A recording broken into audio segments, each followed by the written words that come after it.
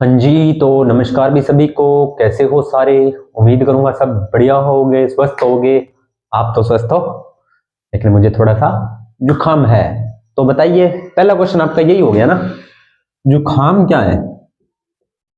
Class शुरू करने से पहले दो तीन बातें कर लेते हैं। मैंने बोला कि मुझे जुकाम है, तो पहला क्वेश्चन ये है कि जुकाम जनित रोग है, यानी कि जीवाणु जनित रोग है, विषाणु जनित रोग है, प्रोटोजोआ जनित रोग है, या कवक जनित रोग है।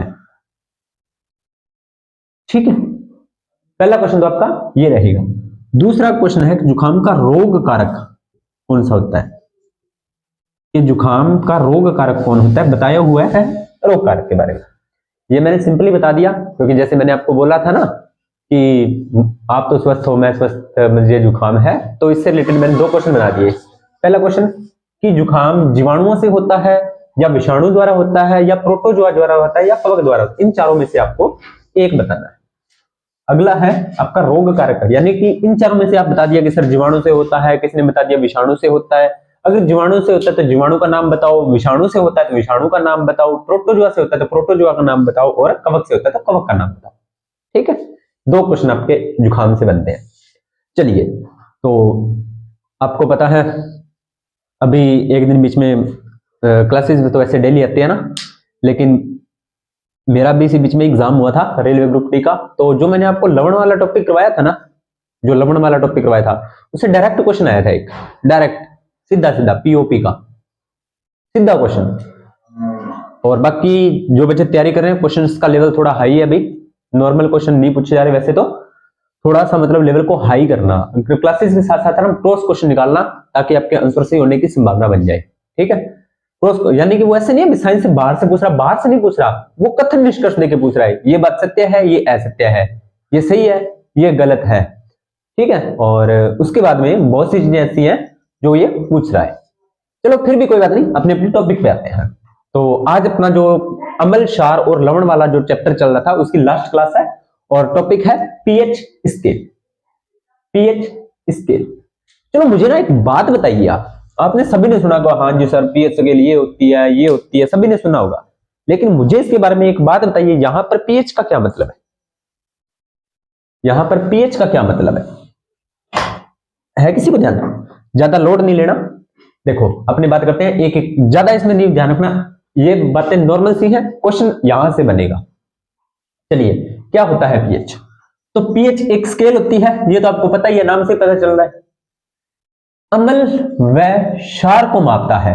यानी कि यह पीएच होता है ना, ये एक तो अम्ल को मापता है, एक क्षार को मापता है। कैसे मापता है आगे बात करते हैं, तो यहां से तो क्वेश्चन उठेगा नहीं। अगली लाइन क्या कहते हैं, किसी विलयन में, यानी कि विलयन, विलयन या तो अम्ल होगा, या क्षार होगा, या उदासीन होगा। कोई भी विलयन है तो वो क्या होगा, या तो वो अम्ल होगा, या वो क्षार होगा, या वो क्या होगा आपका उदासीन होगा। ठीक है, और ये आपको पता लग गया। विलयन में, तो किसी विलयन में H प्लस आयन, यानी कि हाइड्रोजन आयन की बात कर रहे हैं, H प्लस आयन की सांद्रता, सांद्रता के ऋणात्मक लघु गणक, ऋणात्मक सांद्रता के ऋणात्मक लघु गणक का पीएच होता है। आपके लिए ये दो शब्द नहीं लग रहे होंगे ना, ऋणात्मक लघु गणक क्या होता है सर? तो लघु गणक का मतलब होता है प्यारे बच्चों, वैसे तो इसको रट्टा मार लो तो ठीक है, क्योंकि आप जब बड़ी क्लासों में जाते हो या छोटी क्लासों में भी आप देखते हो, जब आप ग्राफ लेके आते हो ना, उसके पीछे ना, या जो केमिस्ट्री की सारे आप प्रैक्टिकल फाइल्स लेके आते हो, केमिस्ट्री की जो प्रैक्टिकल फाइल लेके आते हो, उसके पीछे ना मान लिखे होते हैं, log 1, log 2, इस तरह के ना मान लिखे होता है। तो ये जो ऋणात्मक माइनस वाला है, इस माइनस का मतलब हो गया ऋणात्मक, और लघु गणक का मतलब होता है लॉग। ठीक है, इस लघु गणक का मतलब लॉग से है। तो अब आप बोलोगे सर ये क्या चक्कर है, मैं समझ में नहीं आ रहा। तो जब आप 12th क्लास की केमिस्ट्री करते हो, वहां पर 11th क्लास 12th क्लास की केमिस्ट्री में ये चीज आपको समझाई जाती है।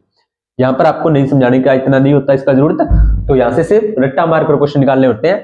तो ये नहीं पूछेगा कि पीएच क्या है, लेकिन आपको बता दिया है किसी विलयन में हाइड्रोजन की सांद्रता के ऋणात्मक लघु गणक को क्या कहते हैं, पीएच कहते हैं। ठीक है, तो पीएच पर क्या होता है, पीएच पर ना एक स्केल होती है, जैसे आपने स्केल देखी होगी, नॉर्मल स्केल होती है, बस वो स्केल ही होती है। ठीक है, तो आप अभी ना इसका स्क्रीनशॉट ले लो, फिर आपको दो तीन बातें बताता हूं मैं। हाँ जी, हो गया स्क्रीनशॉट? चलिए आगे देखते हैं।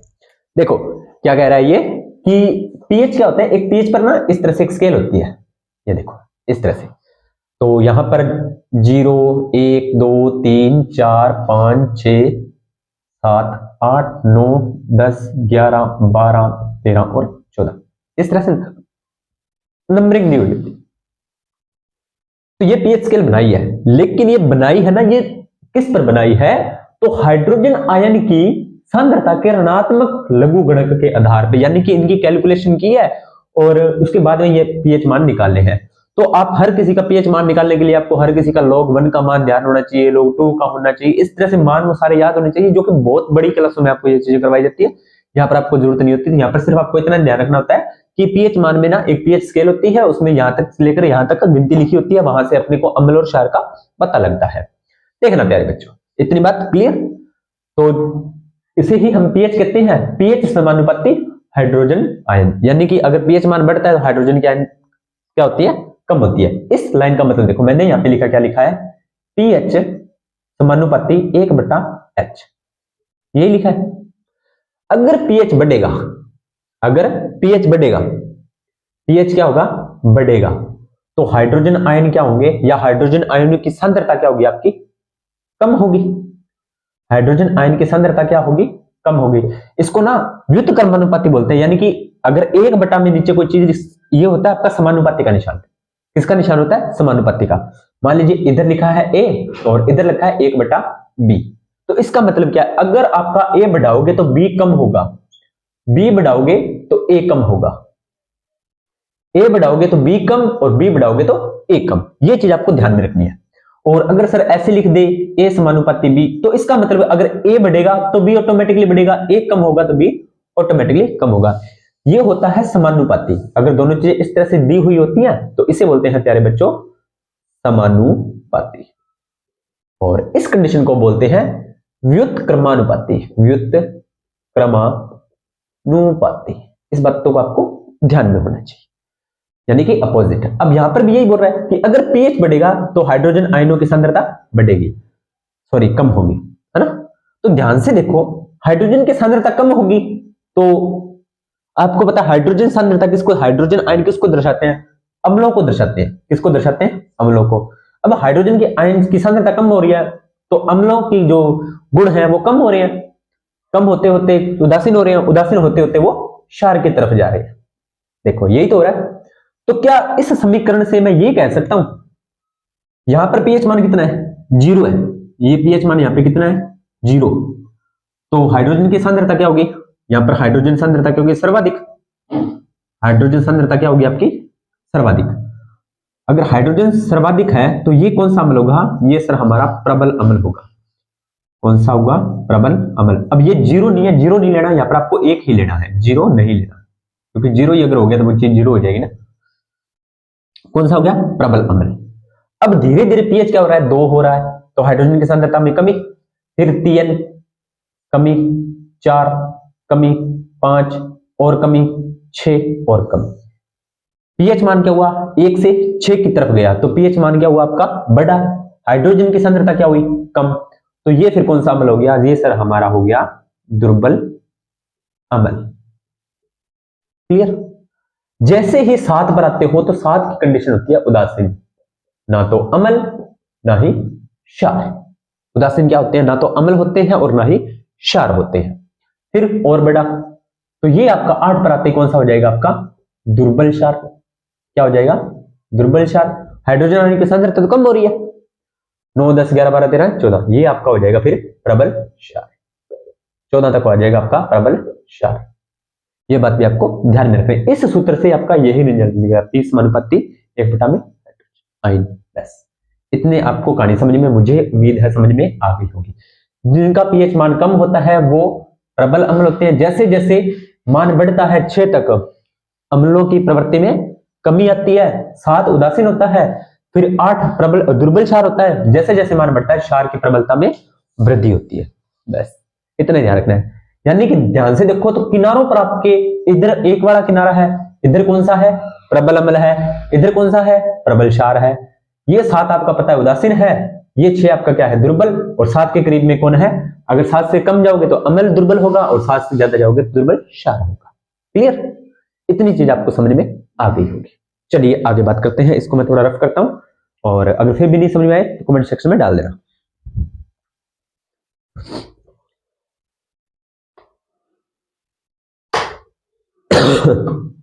सॉरी भाई।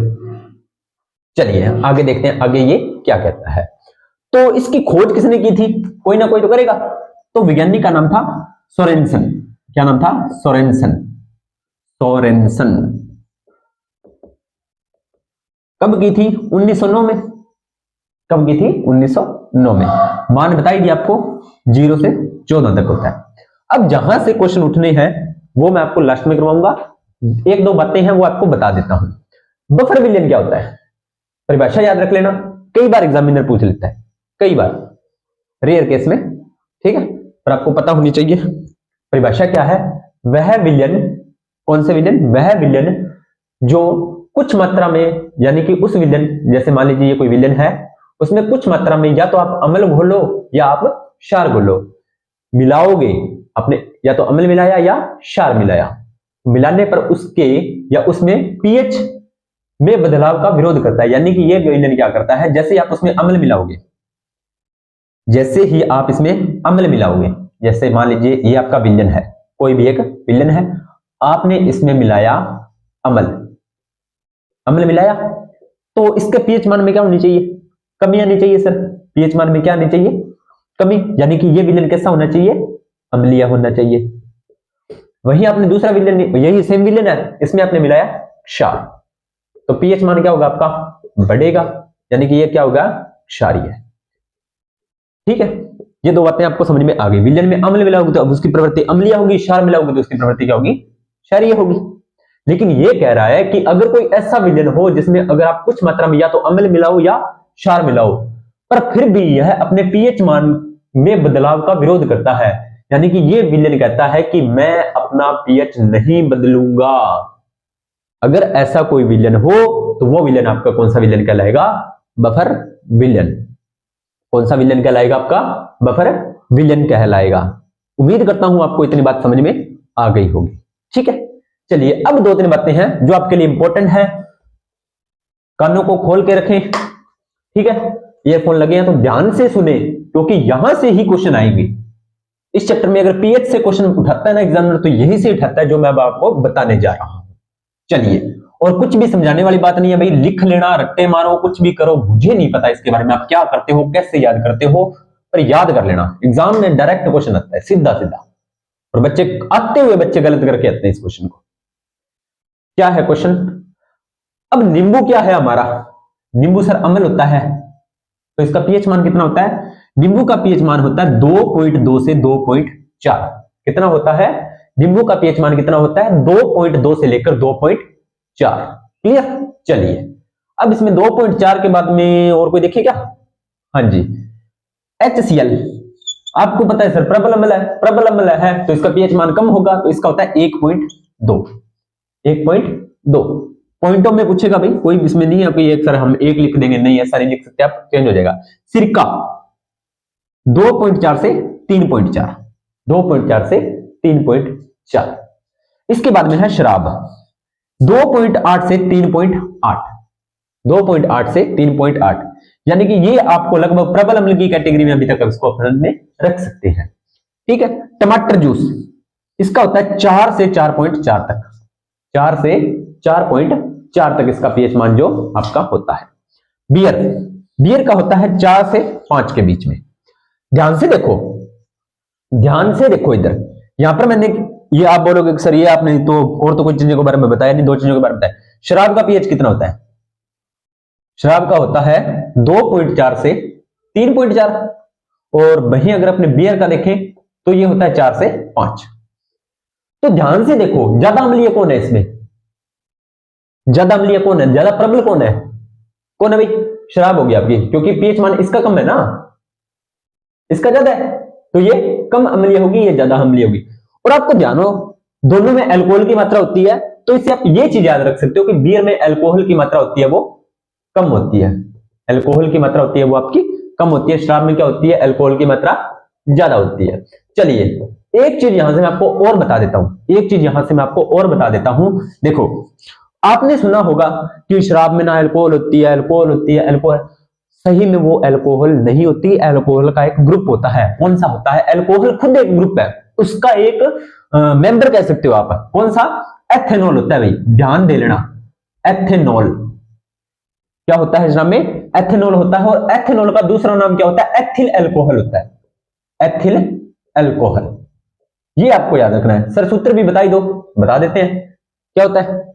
CH3CH2OH, ये इसका सूत्र होता है। एग्जाम में पूछा गया क्वेश्चन है, बहुत बार कुछ एग्जाम में पूछता है ये सूत्र, तो ये आपको ध्यान में होना चाहिए। इसके साथ साथ आपको मैं और बता दूं, आपने जहरीली शराब का नाम सुना होगा। जहरीली शराब ये क्या होती है? ये क्या होती है ये मैं आपको बता देता हूं क्या होती है। इसका सूत्र होता है प्यारे बच्चों मेथेनॉल। क्या होता है? CH3OH, methanol.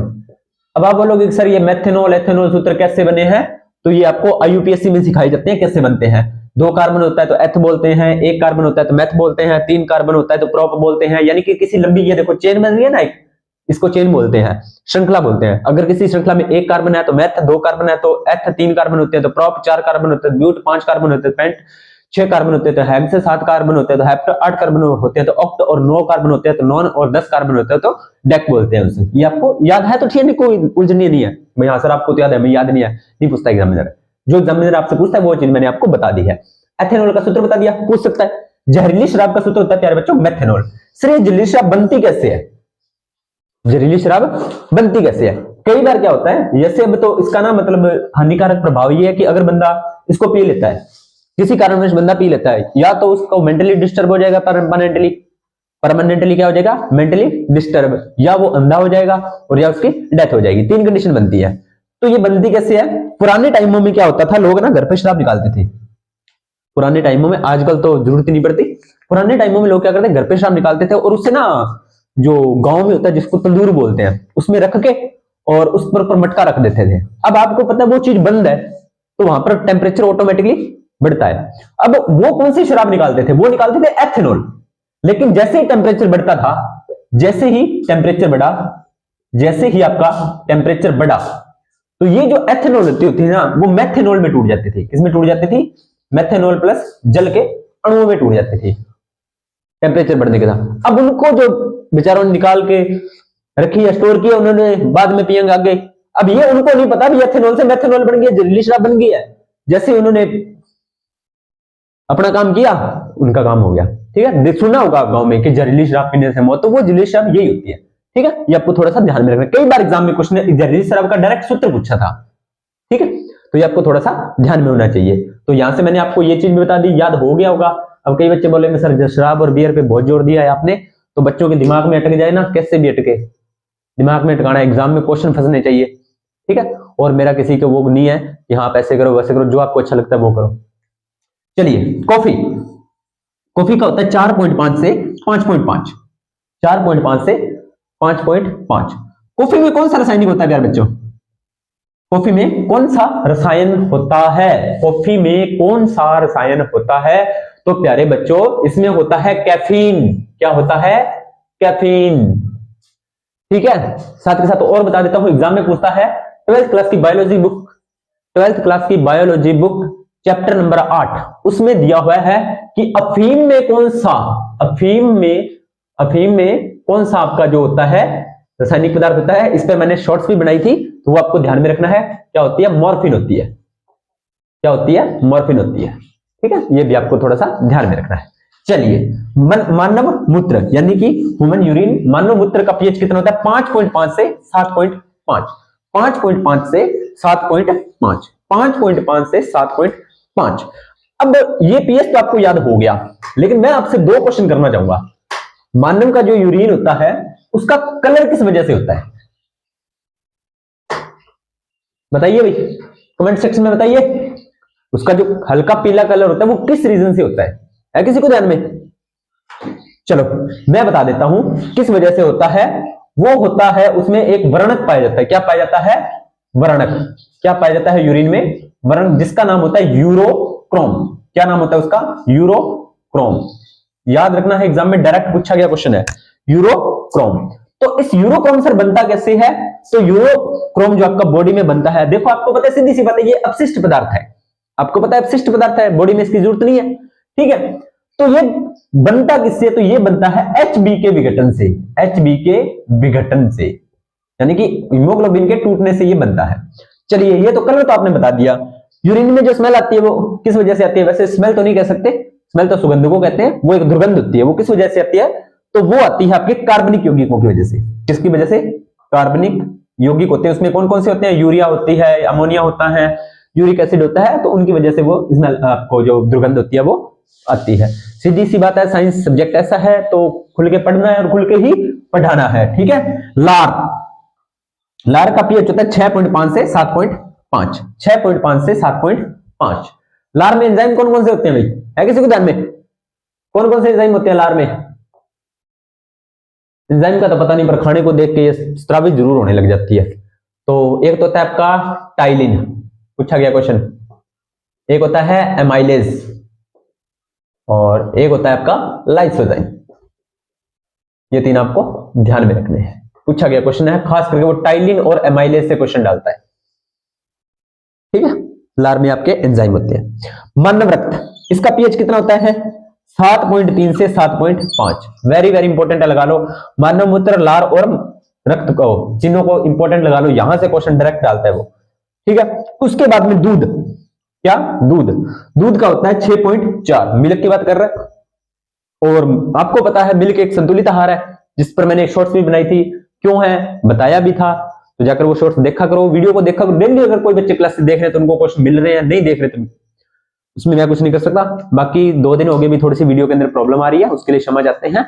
तो अगर आपको कुछ नहीं समझ आए तो कमेंट सेक्शन में डाल देना, मैं उसके एक अलग से वीडियो बनाकर आपके जवाब दे दूंगा, ठीक है। जैसे ये चैप्टर पूरा होता है तो एक दिन उसकी क्लास लेकर या किसी नेक्स्ट क्लास के अंदर आपकी क्लासों के जवाब देंगे, परेशान न हो, और ज्यादा कोई चिंता वाली बात नहीं है। चलिए आगे बात करते हैं। इसके बाद में आपका अंगूर का रस, उसमें होता है 2.5 से 3.5, 2.5 से 3.5। और आपको पता है अंगूर में कौन सा यौगिक होता है? तो ग्लूकोज होता है भाई, ये भी याद रख लेना, ग्लूकोज होता है, ठीक है। चलिए, सोडा 2.5 से 3.5, टमाटर 4.4, वहां पर अपने टमाटर जूस देखा था, यहां पर टमाटर है। समुद्री जल 8 होता है, क्यों होता है? क्योंकि उसके अंदर लवण पाए जाते हैं। उसके बाद में बेकिंग सोडा 3.5, सॉरी 9.5 है भाई, बेकिंग सोडा का 9.5, क्योंकि वो क्षार होता है ना बेकिंग सोडा, क्षार में पढ़ा था ना बेकिंग सोडा, तो 9.5, 7 से ज्यादा। जिनका पीएच 7 से ज्यादा है वो क्षार है, जिनका पीएच 7 से कम है तो आपके अम्ल है। अब आपको एग्जाम में क्वेश्चन जो ज्यादा क्वेश्चन मिलने की संभावना है, अमोनियम विलयन, इसका पीएच होता है 10.5 से 11.5, ये भी आपको पता है क्षार होता है। NaOH आपको पता ही है प्रबल क्षार है, याद रखने की जरूरत ही नहीं है। 14, बंद पाइपों नालों को खोलने वाला रसायन होता है, नाम नहीं दिया इसने, जैसे कई बार घरों में नाल जो अपने बनी होती है पाइपें, ठीक है, तो वो बंद हो जाती है कचरे की वजह से, तो उनको खोलने वाला एक रसायन होता है, उसका पीएच भी कितना होता है? उसका पीएच भी 14 होता है, ये आपको ध्यान में रखना है, ठीक है। ये मोटे मोटे हैं, ये आपको याद करने हैं। इसके अलावा आपके पास कोई हो, इसके अलावा भी अगर आपके पास में हो तो आप कमेंट सेक्शन में डालना, जो बच्चे देखेंगे उनको फायदा मिलेगा, ठीक है। और इसके बाद में आपको मैं एक चीज बताना चाहूंगा, अगर कोई बच्चे रेलवे ग्रुप डी एग्जाम की तैयारी कर रहे हैं, तो आपको पता है एग्जाम चल रहे हैं, तो थोड़ा सा करंट अफेयर पे ध्यान रखें भाई, डायरेक्ट करंट अफेयर पूछ रहा है 2025 का। चलिए आगे बात करते हैं। दैनिक जीवन में महत्व, यानी कि पीएच का हमारे दैनिक जीवन में क्या काम है?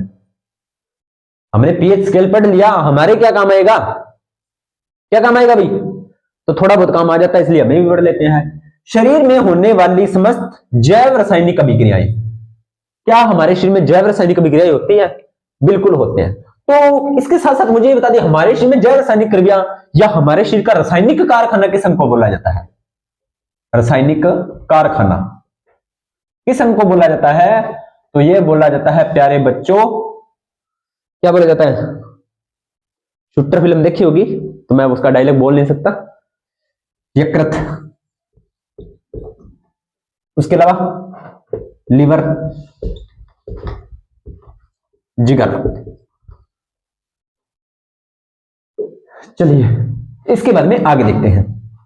शरीर में होने वाली रासायनिक जैव रासायनिक अभिक्रियाओं में पीएच कितना होना चाहिए? ये इंपॉर्टेंट है, पीएच होना चाहिए 7 से 7.8, यानी कि या तो उदासीन हो या हल्का सा क्षारीय, या तो क्या हो आपका उदासीन हो या आपका हल्का सा क्षारीय हो। ठीक है, तब जाकर हमारे शरीर में सभी जो रासायनिक जैव अभिक्रियाएं होती है वो संपन्न होती है। अगर इसके मान में या तो कमी आई तो भी दिक्कत, और अगर वृद्धि हुई तो भी दिक्कत, हमारा शरीर पर दुष्प्रभाव पड़ता है, इसका हानिकारक प्रभाव पड़ता है। ठीक है, यहां तक किसी को कोई परेशानी नहीं होनी चाहिए। सीधी सी बात, आपको ये मान ध्यान में रखना, 7 से 7.8 तक हमारे शरीर में होने वाली जैविक रासायनिक अभिक्रियाएं संपन्न होती हैं। ठीक है, चलिए, वर्षा के पानी का पीएच अगर 5.6 से कम हो जाए, बरसात का पानी तो मैं बारिश बड़ा याद करती है वो बड़ा, ठीक है, तो बरसात का पानी होता है, उसका पीएच कितना होना चाहिए, उसका होना चाहिए 5.6, इतना मिनिमम है। अगर इससे कम अगर पीएच हो गया ना बरसात के पानी का, इससे कम अगर पीएच हो गया तो उस वर्षा को बोलेंगे अम्लीय वर्षा। क्या बोलेंगे? अम्लीय वर्षा। ठीक है जी, इसके बारे में आगे देखते हैं।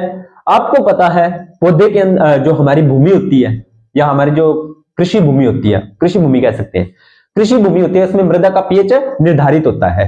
वो एक विशिष्ट पीएच पर ही क्या करती है, काम करती है, पौधों को, मतलब पौधे को अंकुरण में सहायता करती है, उसको वृद्धि में सहायता करती है, उसके विकास में सहायता करती है। अगर इसका एक विशिष्ट पीएच से अगर मान कम हुआ तो भूमि अम्लीय हो जाएगी, पीएच मान ज्यादा हुआ तो भूमि क्षारीय हो जाएगी, तो पौधे वृद्धि नहीं कर पाएंगे। तो ये बात भी आपको ध्यान में रखना है, विशिष्ट पीएच पर पौधों को मृदा में विकसित होते हैं।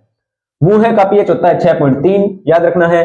अगर पीएच 5.5 से कम हो जाए तो इनेमल नष्ट हो जाता है भी, यानी कि हमारे मुंह का पीएच अगर नॉर्मल तो होता है 6.3, कितना होता है सामान्यतः 6.3 होता है। अगर इसका पीएच मान, हमारे मुंह का पीएच मान 5 से 5 कम हो जाए, इससे कम हो जाए, तो हमारे जो इनेमल होता है, लो जी, अब आप कई बच्चों को तो यही नहीं पता इनेमल क्या होता है। एनिमल नहीं है, इनेमल है। क्या होता है इनेमल? डायरेक्ट क्वेश्चन पूछता है। ठीक है, इनेमल होता है प्यारे बच्चों जिससे हमारे दांत बने होते हैं। ठीक है, तो ध्यान देना, एक बार एग्जाम में क्वेश्चन पूछा था, मानव शरीर का सबसे कठोरतम अंग क्या है? तो दांत नहीं लिखना, हड्डियां नहीं लिखनी, इनेमल लिखना है। दांत नहीं लिखना, हड्डियां नहीं लिखनी, इनेमल लिखना है। ऑप्शन में आपको इनेमल मिलेगा। ये बात आप मेरी ध्यान रखना, डायरेक्ट क्वेश्चन डालता है इससे, डायरेक्ट सीधे सीधे क्वेश्चन डालता है एग्जामिनर। जो आपको, अगर कहीं पर आप किसी भी सब्जेक्ट की, किसी भी जॉब की तैयारी कर रहे हो और वहां पर आपको दैनिक विज्ञान मिल गया ना, तो वहां पर वो ऐसे क्वेश्चन डालेगा, ऐसे क्वेश्चन डालेगा नॉर्मल, जो डेली रूटीन में आपके यूज होते हैं। ठीक है, और जैसे ही अपनी साइंस कंप्लीट होती है तो एक मैराथन क्लास लेके आपको दैनिक जीवन में जितने भी अपने साइंस उपयोग होते हैं, अमल है, क्षार है, कोई पौधा है, कोई पादप है, कोई फिजिक्स का कंसेप्ट है, वो सारे सारे मिक्सअप करके आपके क्लास लगा देंगे। कम से कम 5-6 घंटों की होगी, पर लगाएंगे, कोई दिक्कत नहीं, उसका बैटर तैयार, एक बार ये साइंस कंप्लीट हो जाए उसके बाद में शुरू करेंगे उसके बारे में। ठीक है, तो यहां तक किसी बच्चे को कोई परेशानी है तो आप कमेंट सेक्शन में डाल देना, आगे इस पर और चर्चा कर लेंगे। यहां पर इस टॉपिक को अपने करते हैं खत्म। अगला टॉपिक रहेगा अपना जीव विज्ञान का। किसका? जीव विज्ञान का, जिसमें अपने बात करेंगे आवृत बीजियों की आकारिकी, आवृत बीजियों की आकारिकी। ठीक है, उस पर बात करेंगे। तो किसी को कोई परेशानी हो तो बता देना भाई। बाकी मिलते हैं नेक्स्ट वीडियो के अंदर। अपनी तैयारी को कंटिन्यू बनाए रखें, और एग्जाम लेवल का आ रहा है इजी टू मॉडरेट एग्जाम, जो शिफ्टों का होगा। बाकी देखो अभी तो बहुत एग्जाम पड़े हैं, और बाकी आप देख लेना जो भी आपको सही लगे। तो मिलते हैं नेक्स्ट वीडियो के अंदर। ज्यादा बातें न करते हुए तब तक अपनी तैयारी को जारी रखें, अपने संघर्ष को जारी रखें। ठीक है, धन्यवाद।